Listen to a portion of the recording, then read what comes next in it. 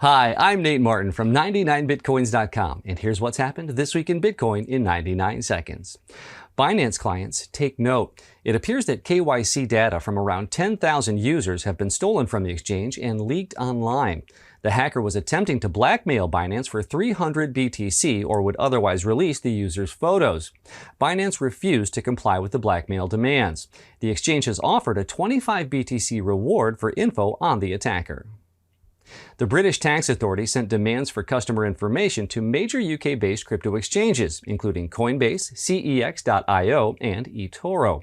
The agency is looking for client names and transaction records as it seeks unpaid taxes.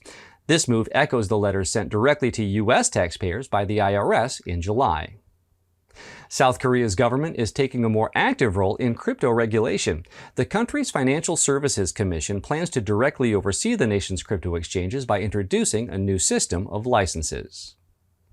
Blockstream, the Bitcoin-focused tech company, revealed it runs two major mining facilities in Canada and the U.S. Together, their data centers have 300 megawatts of power and host mining operations for financial giant Fidelity and LinkedIn founder Reid Hoffman. Blockstream plans to host more mining partners in the future. And finally, currently, Bitcoin ranks 11th out of all global currencies in terms of base money supply. Base money refers to physical notes and coins only.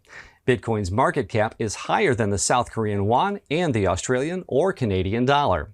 That's what's happened this week in Bitcoin. See you next week.